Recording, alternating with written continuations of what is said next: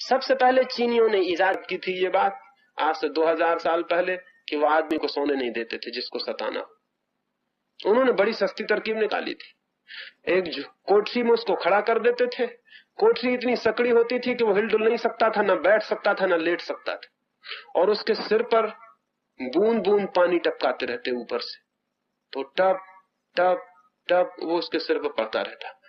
तो वो और हिलडुल सकता नहीं, बैठ सकता नहीं, लेट सकता नहीं।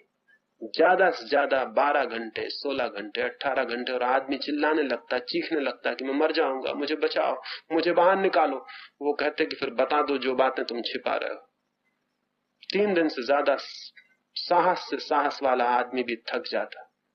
इधर जर्मनी में हिटलर ने और स्टालिन ने भी रूस में यही किया, लाखों लोगों के साथ, कि उनको जगाए रखो, उनको सोने मत दो।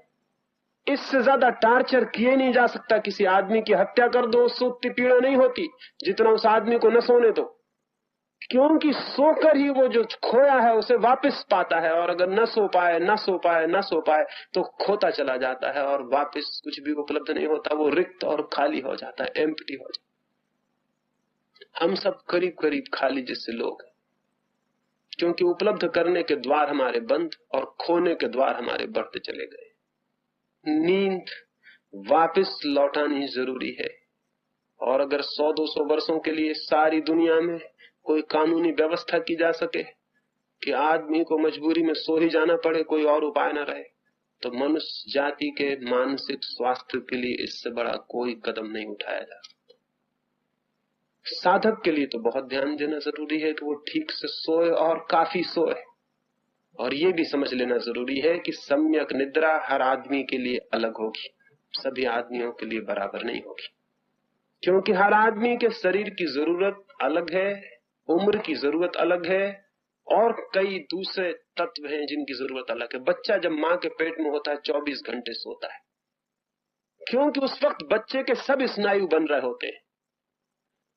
पूरी नींद की जरूरत है, 24 घंटे सोया रहेगा तो ही ठीक से शरीर उसका विकसित हो पाएगा। जो बच्चे लंगड़े लूले पैदा हो जाते हैं, या काने या लंगड़े, हो सकता है बीच बीच में जग जाते हो या और कोई गड़बड़ हो जाती है।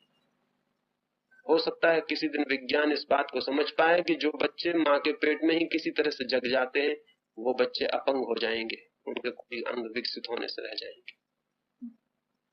24 घंटे पेट में सोया रहना जरूरी है, क्योंकि पूरी शरीर निर्मित होता है, पूरा शरीर विकसित होता है। नींद बहुत गहरी जरूरी है, तभी शरीर की सारी क्रियाएं काम कर सकती हैं। फिर बच्चा पैदा होता है तो वो 20 घंटे सोता है, अभी उसका शरीर बन रहा है। फिर वो 18 घंटे सोता है, फिर 14 घंटे सोता है, अभी उसका शरीर बन रहा है। जैसे जैसे उसका शरीर परिपक्व होता चला जाता है, वैसे वैसे नींद कम हो जाती है। आखिर में वो 8 घंटे और 6 घंटे के करीब स्थिर हो जाती है। फिर बूढ़े आदमी की नींद कम हो जाती है और 5 घंटे, 4 घंटे भी हो जाती है, 3 घंटे भी हो जाती है, क्योंकि बूढ़े आदमी के शरीर में फिर बनने का उपक्रम बंद हो जाता है। फिर उसे वापस रोज उतनी नींद की आवश्यकता नहीं रह जाती, क्योंकि अब उसकी मृत्यु करीब आ रही। अगर वो उतना ही सोता रहे जितना बच्चा सोता है, तो बूढ़ा आदमी भी मर नहीं सकता, मरना मुश्किल हो जाए। मरने के लिए जरूरी है कि नींद कम होती चली जाए, और जीवन के लिए जरूरी है कि नींद गहरी हो। इसलिए बूढ़ा आदमी क्रमशः कम सोने लगता है, बच्चा ज्यादा सोता है। लेकिन अगर बूढ़े भी बच्चों के साथ वही व्यवहार करें जो खुद के साथ करते हैं, तो खतरा हो जाता है, और बूढ़े अक्सर करते हैं। बूढ़े बच्चों को भी बूढ़ा समझ के व्यवहार करते हैं, उनको भी उठाते हैं कि उठो, 3 बज गए, 4 बज गए, उठो। उनको पता नहीं कि तुम बूढ़े हो, तुम 4 बजे उठ गए हो, ये बिल्कुल ठीक है, लेकिन बच्चे 4 बजे नहीं उठ सकते, और उठाना गलत है। बच्चे की शरीर की प्रक्रियाओं को नुकसान पहुंचाना बच्चे के साथ बहुत अहितकर है ये बात। एक बच्चा मुझसे कह रहा था कि मेरी माँ भी बड़ी अजीब है, जब रात को मुझे नींद नहीं आती तब जबरदस्ती मुझे सुलाती है, और जब मुझे नींद आती है सुबह तब जबरदस्ती मुझे उठाती है। ये मेरे को समझ में नहीं आता कि जब मुझे नींद नहीं आती तब मुझे सुलाया जाता है, और जब मुझे नींद आती तब मुझे उठाया जाता है। तो वो मुझसे बोला कि मेरी माँ को आप समझा दें, दुनिया को आप समझाते हैं, मेरी माँ की कुछ समझ में आ जाती। ये उल्टे ही क्यों करती? बच्चों के साथ बूढ़ों जैसा व्यवहार निरंतर होता है, हमें ख्याल ही नहीं। और फिर किताबों में लिखे हुए बंधे हुए सूत्र हैं, स्टैंडर्ड सूत्र हैं, उनके अनुसार आदमी जीने लगता है। आपको शायद पता ना हो, नवीनतम खोजबीन ये कहती है कि हर आदमी के लिए उठने का समय भी एक नहीं हो सकता। जैसा हमेशा कहा जाता है कि 5 बजे उठाना सबके हित कर में है, ये बात बिल्कुल ही अवैज्ञानिक और गलत है। सबके हित में नहीं है, कुछ लोगों के हित में हो सकता है, कुछ लोगों के अहित में हो सकता है। 24 घंटे में कोई 3 घंटे के लिए शरीर का तापमान नीचे गिर जाता है हर आदमी का, और जिन 3 घंटों में तापमान नीचे गिरता है वे ही 3 घंटे उसके लिए सबसे गहरी नींद के घंटे होते हैं। अगर उन 3 घंटों में उसे उठा दिया जाए तो उसका दिन भर खराब हो जाएगा, उसकी सारी ऊर्जा अस्त व्यस्त हो जाएगी। आम तौर से ये घंटे 2 और 5 के बीच में होते हैं रात को। अधिकतम लोगों के ये 3 घंटे रात के 2 बजे से लेकर और 5 बजे के बीच में होते हैं, लेकिन सभी के नहीं होते। किन्हीं का 6 बजे तक तापमान नीचे होता है, किन्हीं का 7 बजे तक तापमान नीचे होता है, किन्हीं का 4 बजे तापमान वापस लौटना शुरू हो जाता है। तो ये तापमान के बीच में अगर कोई उठ जाएगा तो उसके 24 घंटे खराब होंगे और दुष्परिणाम होंगे। जब उसका तापमान फिर से उठने लगता है, गिरा हुआ तापमान वापस उठने लगता है, तभी उठने का वक्त है। आमतौर से ये ठीक है कि आदमी सूरज के उगने के साथ उठाए, क्योंकि सूरज के उगने के साथ ही सबका तापमान बढ़ना शुरू हो जाता है। लेकिन ये नियम है, कुछ इसके अपवाद होते हैं जिनके लिए हो सकता है कि सूरज के थोड़ी देर बाद तक भी लेटा रहना जरूरी हो, क्योंकि हर आदमी के शरीर का तापमान अलग क्रम से, अलग मात्रा से उठता है। तो हर आदमी को यह देख लेना चाहिए कि जितनी देर सोने के बाद और जब उठने के बाद मुझे स्वस्थ मालूम होता है, वही मेरे लिए नियम है, चाहे शास्त्र कुछ भी कहते हो, गुरु कुछ भी बताते हो। किसी की सुनने की जरा भी जरूरत नहीं है। तो सम्यक निद्रा के लिए जितना ज्यादा से ज्यादा गहरी और लंबी नींद ले सके वो लेना उचित है। लेकिन नींद लेने को कह रहा हूं, बिस्तर पर पड़े रहने को नहीं कह रहा हूं। बिस्तर पर पड़े रहना नींद नहीं है। और जब आपके लिए स्वास्थ्यपूर्ण मालूम पड़े तभी उठना आपके लिए नियम है। आमतौर से सूरज के उगने के साथ ये घटना घटनी चाहिए, लेकिन हो सकता है कुछ को न घटती हो, तो उसमें घबराने की, चिंतित होने की और अपने आप को पापी समझने की और नरक चले जाने के डर की कोई भी जरूरत नहीं। क्योंकि कई जल्दी उठने वाले भी नरक चले जाते हैं और कई देर से उठने वाले भी स्वर्ग में निवास कर रहे हैं। इससे कोई संबंध आध्यात्मिकता और गैर आध्यात्मिकता का नहीं है, लेकिन सम्यक निद्रा का, राइट स्लीप का जरूर संबंध है। तो वो हर व्यक्ति को अपना आयोजन खोज लेना चाहिए। एक 3 महीने तक हर व्यक्ति को श्रम पर, निद्रा पर और आहार पर प्रयोग करने चाहिए और देखना चाहिए कि मेरे लिए सर्वाधिक स्वास्थ्यपूर्ण, सर्वाधिक शांतिपूर्ण, सर्वाधिक आनंदपूर्ण कौन से सूत्र हो सकते हैं। और प्रत्येक व्यक्ति को अपने सूत्र खोज लेने चाहिए। कोई 2 व्यक्ति एक जैसे नहीं है, इसलिए कोई सामान्य नियम किसी के लिए कभी लागू नहीं होता है। और जब भी कोई सामान्य नियम लागू करने की कोशिश करता है तो उसके दुष्परिणाम होते हैं। एक एक व्यक्ति इंडिविजुअल है, एक एक व्यक्ति अनूठा, अद्वितीय और यूनिक है। उस जैसा वही है, उस जैसा कोई दूसरा आदमी जमीन पर कहीं भी नहीं। इसलिए कोई नियम उसके लिए नियम नहीं हो सकता है जब तक कि वो अपनी जीवन प्रक्रिया से नियम को न खोज ले। तो किताबें, शास्त्र और गुरु खतरनाक सिद्ध होते हैं, क्योंकि उनके पास रेडीमेड फार्मूला होते हैं, तैयार फार्मूला होते हैं। वो बता देते हैं कि इतने बजे उठना चाहिए, ये खाना चाहिए, ये नहीं खाना चाहिए, ऐसा सोना चाहिए, ऐसा करना चाहिए। ये रेडीमेड फार्मूला खतरनाक है, वो समझने के लिए ठीक है, लेकिन हर आदमी को अपने जीवन में अपनी व्यवस्था खोजनी पड़ती है। हर आदमी को अपनी साधना खोजनी पड़ती है। हर आदमी को साधना का पथ स्वयं चल के निर्मित करना होता है। कोई राजपथ नहीं है जो बना बनाया है जिस पे आप गए और चलने लगे। ऐसा कहीं कोई राजपथ नहीं है। साधना बिल्कुल पगडंडी की भांति है, और वो भी ऐसी पगडंडी की भांति जो पहले से तैयार नहीं है। आप चलते हैं, जितना चलते हैं उतनी ही तैयार होती, और जितना आप चल लेते हैं उतना आगे की समझ बढ़ जाती है और आगे के लिए निर्मित हो जाती है। तो ये 3 सूत्र और ध्यान में ले लेने जरूरी है: सम्यक आहार, सम्यक श्रम और सम्यक निद्रा। अगर इन 3 सूत्रों पर ठीक इन सूत्रों पर जीवन की गति हो तो वो जिसे मैं नाभि केंद्र कह रहा हूं, जो कि द्वार है आत्म जीवन का, उसके खुलने की संभावना बहुत बढ़ जाती है। और वो खुल जाए, उस द्वार के निकट हम पहुंच जाएं, तो एक बहुत ही अभिनव घटना घटती है जिसका हमें सामान्य जीवन में कोई भी अनुभव नहीं। सांझ को मैं यहां से गया और एक मित्र मिले और उन्होंने कहा कि आप कहते हैं वो तो ठीक है, लेकिन जब तक हमें संतोष न मिल जाए तब तक बड़ा मुश्किल। मैं उनसे कुछ कहा नहीं। वो शायद सोचते हो कि मेरे कहने से संतोष मिल जाएगा, तो बिल्कुल गलती में है और समय खराब कर रहे हैं। अपनी तरफ से जो मुझे मेहनत करनी है वो मैं कर देता हूं, लेकिन आपकी तरफ उससे बहुत बड़ी मेहनत शेष रह जाती है। वो अगर आप नहीं करते हैं तो मेरे कहने का कोई प्रयोजन नहीं, कोई अर्थ नहीं। मुझे निरंतर लोग कहते हैं कि हम ये चाहते हैं, शांति चाहते हैं, आनंद चाहते हैं, आत्मा चाहते हैं। आप तो सब चाहते हैं, लेकिन चाहने से जगत में कुछ भी नहीं मिलता है। अकेली चाह बिल्कुल इम्पोर्टेंट, बिल्कुल नपुंसक, उसमें कोई शक्ति नहीं। चाह के पीछे संकल्प और श्रम भी तो चाहिए।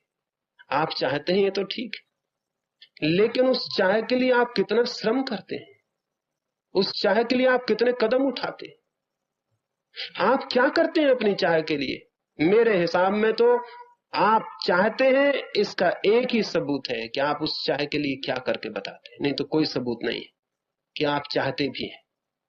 जब कोई आदमी किसी चीज को चाहता है तो उसके लिए कुछ श्रम करके दिखाता है। वो श्रम ही इस बात की गवाही होता है कि उस आदमी ने चाहा कुछ।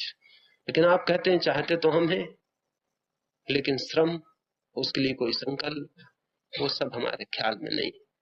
अंत में एक बात और दोहरा दूं, 3 केंद्रों की मैंने बात कही है। बुद्धि का केंद्र मस्तिष्क, भाव का केंद्र हृदय, और नाभि।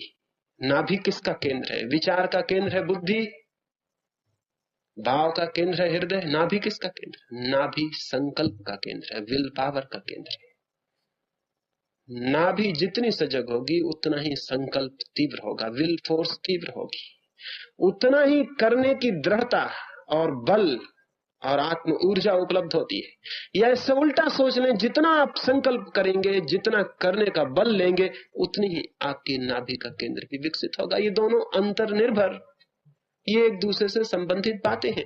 जितना आप विचार करेंगे उतना बुद्धि विकसित होगी, जितना आप प्रेम करेंगे उतना हृदय विकसित होगा, जितना आप संकल्प करेंगे उतना आपकी अंतर ऊर्जा का केंद्रीय चक्र, वो जो केंद्रीय कमल है नाभि का, वो विकसित होता है। एक छोटी सी कहानी और अपनी बात में पूरी करूं। एक फकीर, अंधा फकीर, एक गांव में भीख मांग रहा था। उसके पास तो आंखें नहीं थी। भीख मांगते हुए वो मस्जिद के द्वार पे पहुंच गए। मस्जिद के द्वार पर उसने हाथ फैलाया और मांगा कि मुझे कुछ मिल जाए, मैं भूखा हूं। पास से निकलते हुए लोगों ने कहा, पागल, ये ऐसा घर नहीं है जहां कोई भीख मिल सके। ये तो मस्जिद, ये तो मंदिर है, यहाँ कोई रहते ही नहीं। तू कहां भीख मांग रहा है? ये तो मस्जिद है, यहाँ कुछ भी नहीं मिलेगा, और कहीं आगे बढ़। वो फकीर हंसने लगा और उसने कहा, अगर भगवान के घर से कुछ नहीं मिलेगा तो फिर किस घर से मिलेगा? ये तो अंतिम घर आ गया, भूल से मैं अंतिम मकान के सामने आ गया। अब यहां से कैसे हटूं, और हटूं तो कहां जाऊं, क्योंकि इसके आगे कोई घर नहीं। अब मैं यहीं रुक जाऊंगा और यहां से लेकर ही हटूंगा। लोग हंसने लगे। उन्होंने कहा, पागल, यहां कोई रहता ही नहीं, तुझे देगा कौन? उसने कहा, ये सवाल नहीं है, लेकिन भगवान के घर से अगर खाली हाथ लौटना पड़ेगा तो फिर हाथ कहां भरे जा सकेंगे? फिर तो कहीं हाथ नहीं भरे जा सकते। अब आ ही गया हूं इस द्वार पर, तो हाथ भर के ही लौटूंगा। वो फकीर वहीं रुक गया और 1 वर्ष तक उसके हाथ वैसे ही फैले रहे और उसके प्राण वैसे ही पुकार करते रहे। और गांव के लोग उसे पागल कहने लगे, और गांव के लोग उससे कहने लगे, तू बिल्कुल ना समझ, तू कहां हाथ फैलाए बैठा हुआ है, यहाँ कुछ भी मिलने को नहीं है। लेकिन वो फकीर भी एक था, वो बैठा ही रहा और बैठा ही रहा और बैठा ही रहा। और 1 वर्ष बीत जाने के बाद उस गांव के लोगों ने देखा कि शायद उस फकीर को कुछ मिल गया। उसके चेहरे की रौनक बदल गई, उसके आसपास एक शांति की हवा उठने लगी, उसके आसपास एक रोशनी खड़ी हो गई, एक सुगंध बहने लगी। वह आदमी नाचने लगा, जिसकी आंखों में आंसू थे वहां मुस्कुराहट आ गई। वो जैसे मुर्दा हो गया था, इस वर्ष में उसके प्राण फिर से खिल उठे, वो नाचने लगा। लोगों ने पूछा कि क्या तुम्हें मिल गया? उसने कहा कि यह असंभव था कि न मिलता, क्योंकि मैंने तय ही कर लिया था कि या तो मिलेगा और या फिर मैं नहीं रह जाऊंगा। जो मैंने चाहा था वो मुझे उपलब्ध हो गया है, और मैंने तो शरीर के लिए रोटी चाही थी और मुझे आत्मा के लिए रोटी भी मिल गई, और मैंने तो शरीर की भूख मिटानी चाही थी और मेरी आत्मा की भूख भी मिट गई है। लेकिन वे पूछने लगे तुझे मिला कैसा, तूने कैसे पाया? उसने कहा मैंने कुछ भी नहीं किया, लेकिन मैंने अपनी प्यास के पीछे अपने पूरे संकल्प को खड़ा कर दिया, और मैंने कहा अगर प्यास है तो उसके साथ पूरा संकल्प भी चाहिए। मेरा पूरा संकल्प साथ था, मेरी प्यास पूरी हो गई। मैं उस जगह पहुंच गया जहां वो पानी मिल जाता है जिसे पीने से फिर कोई प्यास नहीं रह जाती। संकल्प का अर्थ है जो हम चाहते हैं, जो हमें ठीक दिखाई पड़ता है, जो हमें मालूम होता है कि रास्ता है, उस पे चलने का आत्मबल भी जुटाना और साहस जुटाना और दृढ़ता जुटानी।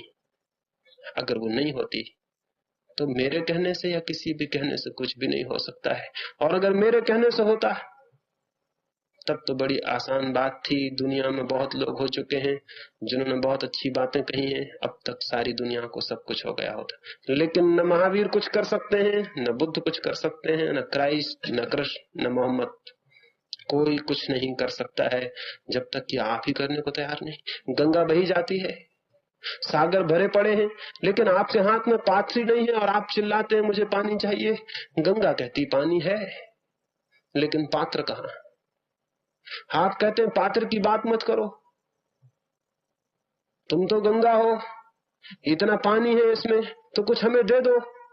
गंगा के द्वार बंद नहीं है, गंगा के द्वार खुले हैं, लेकिन पात्र तो चाहिए। संकल्प का पात्र जहां नहीं है वहां साधना की कोई तृप्ति, कोई संतोष कभी उपलब्ध नहीं होता है। मेरी बातें इतनी शांति से सुनी। आज हमारे पहले दिन की 3 बैठकें पूरी होती हैं। कल से हम दूसरे 2 तत्वों पर विचार करना शुरू करेंगे।